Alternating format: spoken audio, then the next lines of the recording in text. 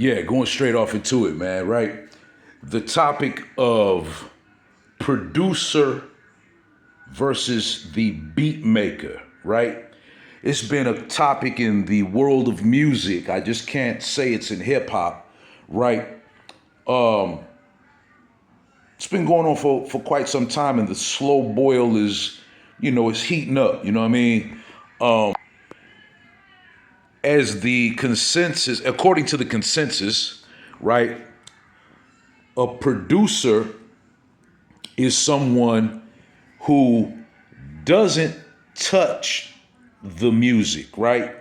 Physically, he doesn't touch a beat pad, keys, an instrument, or what have you, but they just sit there and they able to, give the track vision or direct traffic, if you will, with the sounds and so forth. So it's, like they're an orchestrator, if you will. Okay. And a beat maker is just that, a person that makes beats. Okay.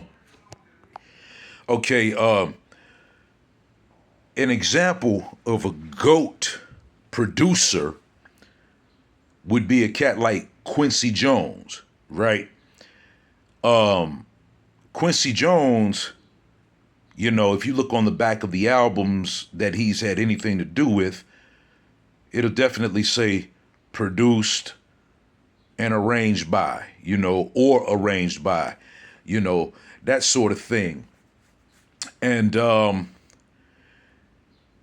Quincy definitely has vision, and if you listen to a lot of his works, you can hear the Quincy you can hear Quincy on it. You know what I'm saying? Like Michael Jackson's Thriller, the joint with Bill Cosby. Wow, so many albums, man, that you can, hear his touch. You dig? Beat makers, let's say for instance,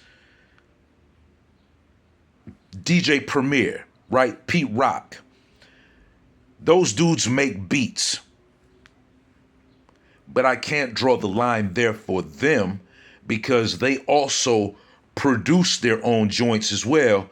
And, that's why you hear what you hear. You can hear, a Premier beat when you hear it. You know a Pete Rock beat when you hear it. They have signature sounds, signature texture, signature styles, and a signature arrangement format. You know what I'm saying?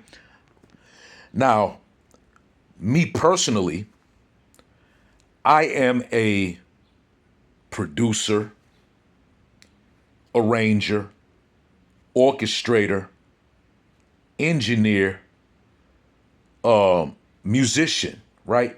I do all them shits because I have a vision and an ear, for whatever my ideas are. I know exactly how I want it to sound.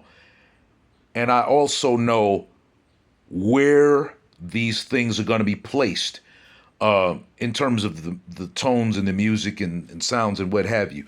I don't sample. That's no hatred to those out there that sample, because I respect sampling as an art form when you make the sound your own. Okay? And the reason I don't sample is because let's just say, for instance, if I hear a horn stab that I want in my music, I'm going to play it because I know exactly where I want it, how I want it to sound, and all of that. And with a sample, you're limited to how that was already done. Versus when you play it, you already know. You have no limitations on how you want the attack to be, the texture of it. You know what I mean? You have full free reign of it, whether you playing a horn sound on a keyboard through a software program, or you actually, you're doing it yourself. You know what I mean? It's also been reported that Dr. Dre is supposedly more of a producer than he is a beat maker. He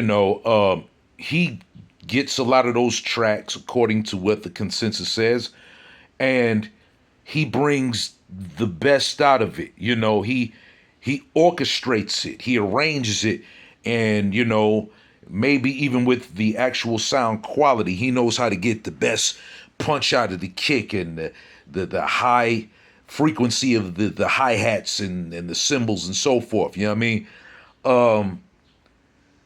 So with all of that being said, what do you consider yourself as?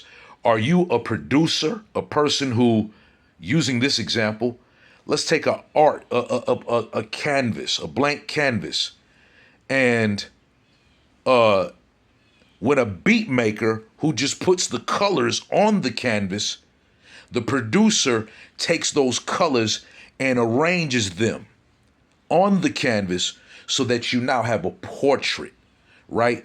Or are you both? You dig? Put all your comments and like and subscribe and all that. Like and subscribe for sure, but I definitely want you to put your comments like right about there, right there. There. Yeah, right about there. All right.